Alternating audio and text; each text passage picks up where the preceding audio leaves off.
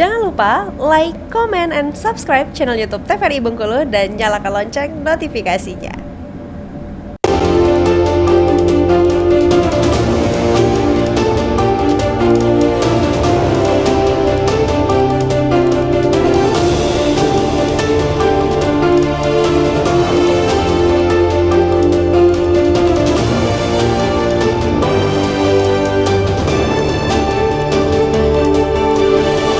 Ya pemirsa, Anda kembali menyaksikan Berendo TVRI Bengkulu edisi hari ini dengan tema sosok perempuan kepala daerah.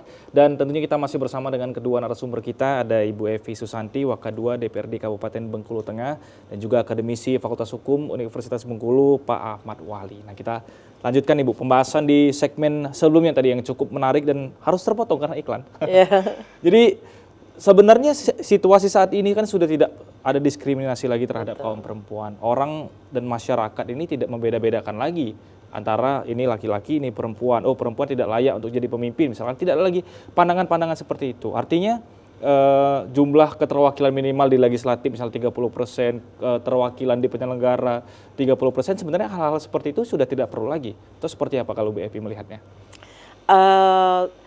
Kalau untuk 30% itu kita sampaikan tadi kan dari awal kita sudah bilang kalau 30% itu untuk di pemilihan umum legislatif, kenapa harus dicatum 30%? Harus ada aturan yang mengatur KPU 30%, itu kan aturan dari KPU. Karena kenapa? Ketika tidak dibentuk aturan seperti itu, nah berkemungkinan pemikiran-pemikiran kita ya. Saya sampaikan bahwasannya kekhawatirannya nanti kalau misalnya tidak dibatasi dengan 30%, itu justru banyak perempuan yang ada di dalam, artinya aturan yang sudah ditentukan itu. Nah, sehingga untuk yang terjadi sekarang ini sebenarnya masalah perempuan itu saya pikir tadi yang kita sampaikan itu tidak ada perlu perdebatan atau pembahasan. Karena kenapa? Hak itu semua adalah sama. Kita sama-sama ciptaan makhluk Tuhan, hanya perbedaan jenis, ya kan. Tetapi untuk kita menjadi memimpin lelaki itu saya sampaikan kita bukan untuk menjadi pemimpin lelaki, tetapi kita adalah bagaimana ingin berkarir. Bagaimana ingin berkarir untuk menjadikan sebuah sosok kita di dalam sebuah negeri ini atau daerah atau kabupaten, katakanlah provinsi, kabupaten atau wali kota atau kota gitu kan. Tetapi kita menyampaikan bahwasannya seorang perempuan itu mampu loh untuk kesini gitu, mampu membentuk, menjadikan sebuah untuk kita membangun, ya, memberikan pikiran, berdiskusi dengan segala macam cara kami atau mungkin karakter kami seorang perempuan. Tapi sesungguhnya perempuan itu punya keinginan yang cukup besar. Mungkin makanya di beberapa daerah beberapa perempuan yang berhasil melakukan itu. Karena kenapa? Karena perempuan itu punya pemikiran itu yang secara maksimal. Secara maksimal saya sampaikan tadi, dia tidak pernah berpikir tentang dengan segala macam yang aneh-aneh. Tetapi perempuan itu menyayangi sesuatu itu seperti dia mendidik anak-anaknya menjadi karakter yang baik. Begitupun nanti ketika dia memimpin daerah, artinya dia ingin bagaimana daerah itu menjadi baik, menjadi positif, menjadi berkemajuan yang luar biasa. Seperti merawat anak sendiri ya Bu? Iya, itu adalah sebuah kebanggaan kami seorang perempuan. Itu perempuan dimanapun berada. Karena kenapa? Ibu yang melahirkan anak-anaknya atau memimpin sesuatu itu adalah sebuah kebanggaan yang tak terhingga ketika puncak keberhasilan itu tercapai dengan baik. Seperti itu. Tadi kan Ibu menyampaikan bahwa sebenarnya perempuan ini bukan mau memimpin laki-laki, tapi dalam hal kepala daerah konteksnya adalah ya akan membuat kebijakan yang bermanfaat untuk daerah yang dipimpin, kemudian juga seperti merawat anak sendiri kalau disampaikan oleh Ibu. Tapi bagaimana Bu batasan-batasannya? Ini kan orang-orang dan juga masyarakat masih banyak yang bingung nih. Ini membedakan batasan ketika kita sebagai seorang kepala di suatu organisasi atau daerah yang kita pimpin, dan juga ketika kita di rumah sebagai seorang ibu misalkan. Ini satu hal yang menarik juga untuk didiskusikan. Kalau kita berbicara tentang urusan pribadi, itu artinya urusan di rumah, urusan pribadi. Kita adalah sebagai makmum, itu mutlak, tidak bisa didiskusikan lagi. Itu nggak ada perdebatan, tidak ada diskusi, tidak ada perdebatan. Ketika di rumah itu lain cerita. Makanya di dalam politik itu, ketika kebutuhan pribadi dengan kebutuhan negara ini, itu harus kita dahulukan. Kepentingan pribadi pasti kita tinggalkan. Itu kan dalam kiasan. Nah, maka saya negarawan ya, Bu, prinsipnya seperti itu. Nah, jadi artinya saya sampaikan lagi, saya tekankan, karena perempuan itu punya sosok yang istimewa itu dalam segala hal. Artinya tidak ada sebuah keterbatasan apapun gitu. Tidak ada keterbatasan, dan sampai kapanpun itu tidak keterbatasan. Karena kenapa? Tadi disampaikan kita pernah loh Megawati menjadi presiden kita, itu kami perempuan cukup bangga loh.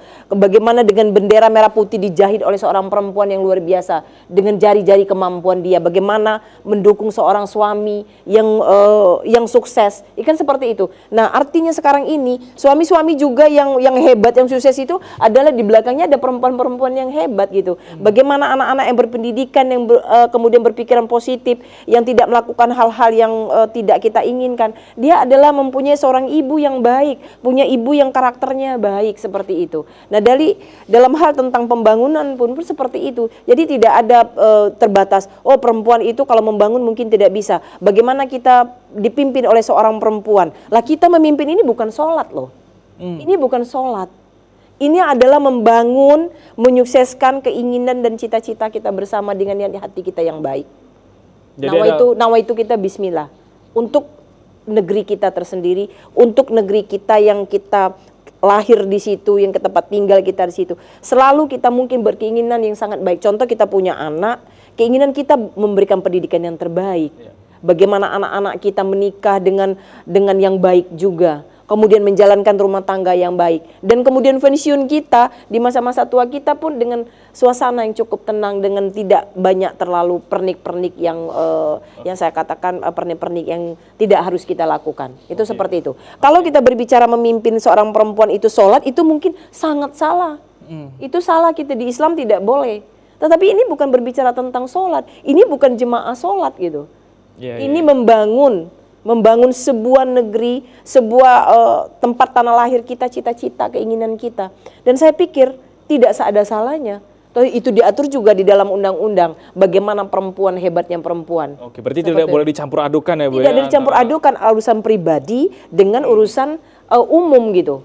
Seperti itu. Kalau kita mungkin di rumah berbicara hari ini, kita mungkin pakai baju batik, pakai baju resmi, kita ini. Kalau di rumah lain cerita lagi. Kita punya tanggung jawab, tetapi dengan tanggung jawab kita di rumah, dengan tanggung jawab amanah yang diberikan masyarakat, itu beda lagi. Kita harus lebih maksimal dengan amanah masyarakat. Bukan berarti kita menyepelekan yang di rumah, tidak. Itu juga kita harus ada ridho kan. Kalau tidak ridho nggak juga jalan gitu. Seperti itu. Karena disitulah melihat kehebatan para perempuan. Berkarir pun dia bisa melakukan itu, dengan catatan di rumah masak pun nggak ada masalah gitu. Artinya masih bisa tahu garam, masih bisa tahu cabai gitu. Tetapi ketika sudah di luar sudah pakai baju dinas, kita ke kantor, kemudian berdiskusi seperti kami di lembaga DPRD Bengkulu Tengah, membahas anggaran, membuat perda, kemudian dalam kepengawasan, rumah tinggal. Kita fokus ini dengan hal yang seperti. Artinya action. Nah, yang terakhir yang saya ingin sampaikan juga dalam konsep ini hari ini adalah bosannya ketika kita diberikan sebuah amanah. Dan bagian takdir yang disampaikan oleh seorang dosen yang kita tadi, takdir bagian kita harus melakukan itu dengan maksimal. Maksimal dengan kemampuan kita. Kemampuan kita, niat baik kita, bahwasannya kita mencintai negeri kita, menyayangi daerah kita, semua harus kita lakukan demi untuk menyukseskan itu. Ketika amanah itu sudah dengan catatan itu tadi, paham dengan aturan yang disampaikan, mengerti tentang sebuah apa yang kita lakukan. Ketika nanti di dalam perjalanan ini tidak ada tersandung hukum, itu tadi. Nah, kenapa?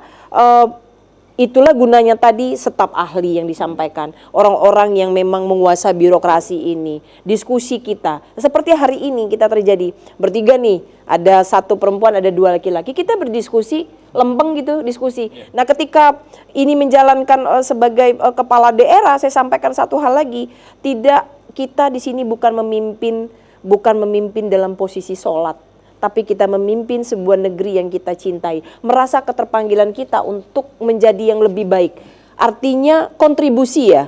Kalau sekarang kita sudah, mungkin saya berada di lembaga DPRD sudah tiga periode, dan kami alhamdulillah selalu mendapat pimpinan. Nah, artinya hal yang seperti ini benar-benar membuat sebuah kebahagiaan tuh luar biasa gitu. Oke, karena diawali dengan niat juga. Niat yang baik. Nah, jadi bukan melihat sosok lelaki itu harus lebih sukses dari perempuan, tidak ada. Tidak boleh ada pandangan-pandangan Karena seperti pendidikan itu. juga kita semua sama, mau S1, S2, mau SMA itu sama. Tidak ada misalnya ini lokal laki-laki, ini lokal perempuan. Karena pemerintah itu sudah memberikan yang terbaik dengan aturan-aturan seperti ini. Kesetaraan sudah dirasakan. Iya, antara dirasakan laki-laki dan seperti itu. perempuan. Karena Harus ke Pak Ahmad Oke. Wali, tapi kita harus potong terlebih dahulu. Kita harus jeda pariwara berikut ini. Kita akan lanjutkan pembahasan di segmen berikutnya. Pemirsa jangan kemana-mana, tetap di Brendo TVRI Bengkulu.